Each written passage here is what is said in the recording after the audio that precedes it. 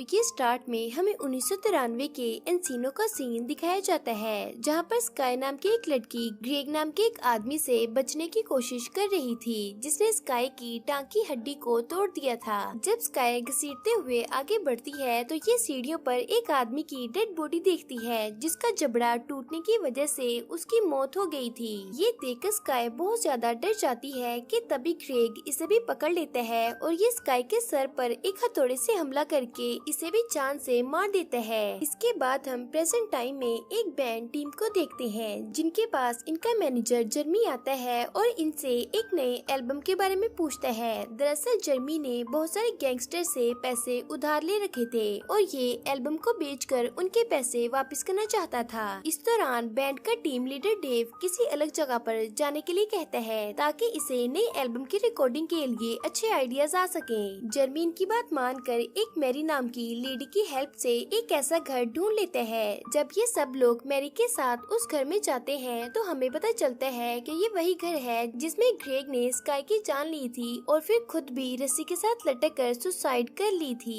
यहाँ पर हमें ये भी पता चलता है कि ग्रेग और स्काई एक ही बैंड के टीम मेंबर्स थे और ये भी इस घर में डेव की तरह एल्बम रिकॉर्ड करने के लिए आए थे, लेकिन एल्बम रिकॉर्ड करने से पहले ही वो सभी मारे गए। डेव को ये घर काफी पसंद आता है और ये अपनी टीम के साथ यहीं पर रुककर एल्बम को रिकॉर्ड करने का फैसला करता है। फिर रिकॉर्डिंग के लिए सारे इंस्ट्रूमेंट घर में शिफ्ट होने के बाद डेव को घर के बाहर ग्रेग की झलक नजर आती है, जो कि गार्डन में पौधे काट रहा था। लेकिन जैसे ही डेव इसके पास जाता है तो ये यहाँ से गायब हो जाता है, जो कि डेव को काफी अजीब लगता है। इसके बाद हम टीम के एक मेंबर को देखते हैं जो कि म्यूजिकल इंस्ट्रूमेंट की वायरिंग कर रहा था, लेकिन इसी दौरान इलेक्ट्रिक शॉक लगने की वजह से ये जलकर यहीं पर मारा जाता है। ये देखकर डेव का इस घर में रिकॉर्डिंग करने का फैसला और भी मजबूत हो जाता है और ये अपनी पूरी टीम को मोटिवेट करता है। इसके बाद जब डेव खाने के लिए मीट को ग्रिल कर रहा था तो इसे मीट की जगह अपने उसी मरे हुए टीम मेंबर का सर दिखाई देता है, जिसे देखकर डेव बुरी तरह डर जाता है कि तभी से फिर से पौधे की पत्तियां काटने की आवाज सुनाई देती है। इसलिए अपने गार्डन में चेक करने जाता है तो यहाँ इसे अपनी नेबर समांथा मिलती है। ये समांथा से पूछता है कि क्या यहाँ पर कोई माली काम करता है जो कि पौधों की पत्तियों को काटता है, लेकिन समांथा इसे कहती है कि नहीं, ये जगह तो काफी सालों से बंद पड़ी है। रात को डेव अपने एल्बम की लिरिक्स लिखने की कोशिश कर रहा था, लेकिन ये नाकामयाब हो जाता है और सोने के लिए चला जाता है। जब ये सो रहा था तो इसके पास इसके मरे हुए टीम मेंबर की आत्मा आती है, जो कि इसे बताती है कि वो लोग तुम्हें देख रहे हैं। इससे पहले कि ये डेव को कुछ और बताता, इसकी आंख खुल जाती है और हमें पता चलता है कि ये तो बस एक सपना था।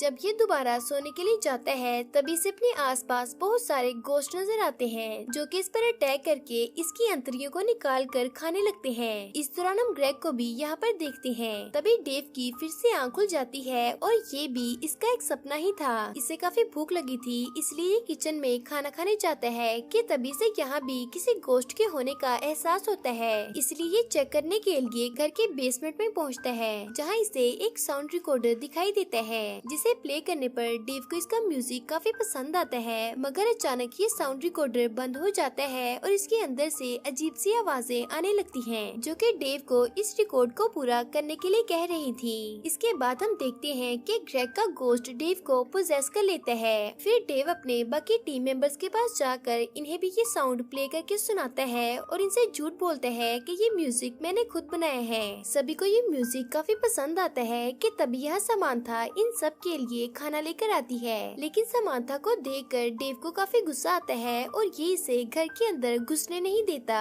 मगर जाने से पहले समांथा डेव के एक टीम मेंबर रेमी को बताती है कि इस घर में बुरी आत्माएं हैं, इसलिए तुम लोगों को यहाँ से चले जाना चाहिए। लेकिन रेमी को इसकी बात बिल्कुल भी समझ नहीं आती। इसके बाद हमें 3 हफ्ते बाद का सीन दिखाया जाता है, जहाँ पर आधी रात को डेव सभी लोगों को जगाकर अपना बनाया हुआ एक अजीब सा सिंबल दिखाता है और कहता है कि हमें एक परफेक्ट म्यूजिक वीडियो को रिकॉर्ड करने के लिए इस सिंबल को फॉलो करना होगा। इस चीज से टॉम नाम का एक टीम मेंबर काफी चिढ़ जाता है और ये डेव से कहता है कि तुमने हम सबको इस बकवास सी चीज के लिए जगाया है, मुझे तुम्हारी बातों में कोई भी इंटरेस्ट नहीं है। ये सुनकर डेव को काफी गुस्सा आता है और ये इसे जान से मारने की कोशिश करता है, मगर टीम के बाकी लोग इसे रोक लेते हैं और ये डेव की हरकतों से काफी हैरान थे। अगली सुबह ये सभी इस बारे में बात कर रहे थे कि तभी यहाँ डेव आकर इनसे सॉरी कहता है और इन्हें समझाता है कि हम जल्दी से अपने एल्बम को खत्म करके इस घर से चले जाएंगे, जिसे सुनकर सभी लोग खुश हो जाते हैं और ये एल्बम की रिकॉर्डिंग स्टार्ट कर देते हैं। रात को हम एक डिलीवरी मैन को देखते हैं जो कि इनका खाना लेकर आया था। दरअसल ये आदमी डेव का एक बहुत बड़ा फैन था और साथ ही ये एक बैंड का मेंबर भी था, इसलिए खाने के साथ अपनी एल्बम भी डेव को दिखाने के लिए लाया था। लेकिन डेव के पास पहुंचने से पहले ही गार्डन में इसे बहुत सारे गोश्त घेर लेते हैं और फिर अचानक एक आदमी एक ग्रास कटर से इसकी गर्दन को इसकी बॉडी से अलग कर देता है, जिससे इस आदमी की मौत हो जाती है। अगले दिन मैरी इनसे मिलने आती है और ये डेव से इसके एल्बम के बारे में पूछती है, तो डेव इसे बताता है कि आज हमारा एल्बम कंप्लीट हो जाएगा। इसके बाद ये सभी मिलकर एल्बम की एंडिंग को रिकॉर्ड करने लगते हैं, लेकिन डेव तो एल्बम की एंडिंग को खत्म नहीं करता बल्कि इसे और भी लंबा करता जा रहा था, जिससे टीम के एक मेंबर क्रिस को काफी गुस्सा आता है और ये गिटार फेंक कर यहाँ से चला जाता है। इसके बाद जब क्रिस बाहर खड़ा मीट को ग्रिल कर रहा था तो तभी कोई पीछे से अटैक करके इसके मुंह को स्टोव पर रख देता है और लगातार इस पर चाकू से हमला करके इसे मार देता है। हम देखते हैं कि ये कोई और नहीं बल्कि डेव ही है, जिसे कि क्रैक के गोश्त ने पोजेस किया हुआ था।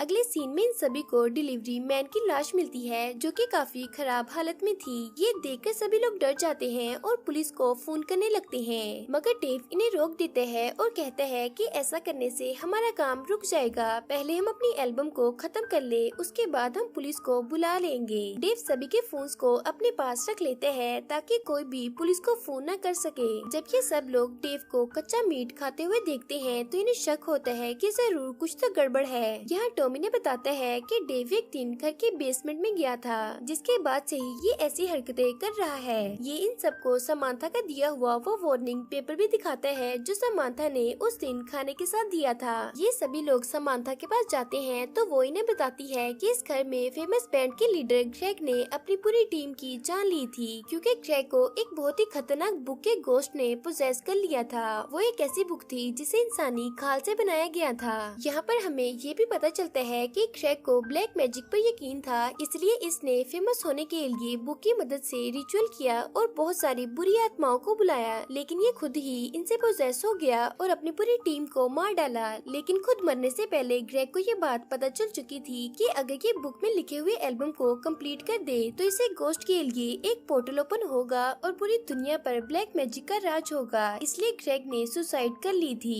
लेकिन अब इनके हाथ डेव लग गया था और ये डेव की मदद से इस एल्बम को कंप्लीट करना चाहते थे ताकि ये बुरी आत्माएं दुनिया पर राज कर सके। ये सुनकर सभी लोग डर जाते हैं और ये समांथा से पूछते हैं कि हम इस चीज को कैसे रोक सकते हैं। तो समांथा ने बताती है कि जब तक इस बुक में रकून का खून गिरता रहेगा तो ये सभी गोश्त ताकतवर होते रहेंगे, इसलिए हमें इस बुक को ढूंढकर एक रिचुअल करना पड़ेगा जिससे कि ये सभी गोश्त अपनी दुनिया में वापस चले जाएंगे। इनमें से दो लोग बुक को ढूंढने के लिए चले जाते हैं, जबकि रेमी और समांथा एक कमरे में एक दूसरे के साथ प्राइवेट टाइम स्पेंड करते हैं। तभी हम इनके बेड के नीचे डेव को देखते हैं जो कि इन दोनों पर चैंसा से हमला करके इन्हें मार देता है। इधर इन दोनों को वो बुक मिल जाती है, मगर बुक को छूते ही गोश्त इन दोनों पर हमला कर देते हैं, मगर ये दोनों अपनी जान बचाकर यहाँ से भाग जाते हैं। दूसरी तरफ हम डेव को देखते हैं जिसने अपनी टीम के एक और मेंबर को मार दिया था, जिससे कि इसका सर इसकी बॉडी से अलग हो गया था। अब हम इन दोनों को देखते हैं जिन्हें बुक को पढ़ने पर यकीन हो जाता है कि डेव सच में पोजेस है। यहाँ ये दोनों देखते हैं कि डेव अपने टीम मेंबर की बॉडी को ग्राइंडर मशीन में डालकर ग्राइंड कर रहा था। तभी यहाँ डेव इन्हें भी देख लेता है और ये इन्हें मारने के लिए इनका पीछा करने लगता है। ये दोनों इससे बचकर घर के अंदर भागते हैं, मगर घर में मौजूद गोश्त इन्हें घर से बाहर निकाल देते हैं। बाहर आकर ये दोनों अपना रिचुअल स्टार्ट करते हैं। पहले तो डेव के अंदर मौजूद गोश्त इन्हें कमजोर करने की कोशिश करता है, मगर रिचुअल के खत्म होते ही सारे गोश्त गायब हो जाते हैं और डेव भी बिल्कुल ठीक हो जाता है। मगर डेव को इस बारे में कुछ भी याद नहीं था। तभी से उल्टियाँ होने लगती हैं और देखते ही देखते डेव की उल्टियों से ग्रेग पैदा हो जाता है, जो कि इनसे कहता है कि मैं तुम्हें भी तुम्हारे बाकी टीम मेंबर्स के पास पहुंचा दूंगा। ये सुनकर डेव इस पर अटैक कर देता है और इसे मारने लगता है। तभी यहाँ ग्रेग के टीम मेंबर्स भी आ जाते हैं जो कि सभी गोश्त थे और ये आजाद हो चुके थे, इसलिए ये बुक की हेल्प से ग्रेग के अंदर मौजूद भी शैतानी शक्तियों को बाहर निकाल देते हैं और फिर बुक को यहीं पर छोड़कर ये सभी गायब हो जाते हैं। डेव और इसके साथी भी बुक को यहीं पर छोड़कर यहाँ से चले जाते हैं। ये डेव को एक जगह पर बिठा कर गाड़ी लेने जाते हैं कि तभी डेव के पास इसका मैनेजर जर्मी आता है, जो कि डेव को बताता है कि मैंने जानबूझकर तुम्हें और तुम्हारे साथियों को यहाँ पर भेजा था। दरअसल ये डेविल की पूजा करता था और ये भी चाहता था कि किसी तरह वो एल्बम कंप्लीट हो जाए। ये सुनकर डेव को काफी गुस्सा आता है और इन दोनों के दरमियान हाथापाई हो जाती है। इधर हम इन दोनों को देखते हैं जो कि बगैर चाबी के गाड़ी को स्टार्ट करने की कोशिश कर रहे थे कि तभी गाड़ी का क्लच बाहर निकलकर इनमें से एक की आंख पर लग जाता है और गाड़ी स्टार्ट होने की वजह से ये नीचे लेटा हुआ आदमी भी मारा जाता है। इसके बाद हम डेव को देखते हैं जो कि जर्मी का गला दबाकर इसे मारने की कोशिश कर रहा था। तभी जर्मी से कहता है कि मुझे पता है कि तुमने एल्बम को खत्म कर दिया है और अब तुम पुराने डेव नहीं रहे। इसके बाद ये सीन यहीं पर कट होकर हमें 1 साल बाद का सीन दिखाया जाता है, जहाँ पर डेव एक सोलो कंसर्ट में परफॉर्म करने के लिए जा रहा था। यहाँ डेव के चेहरे को देखकर हम जान जाते हैं कि ये फिर से पोजेस हो चुका है और इसी के साथ ये मूवी यहीं पर खत्म हो जाती है।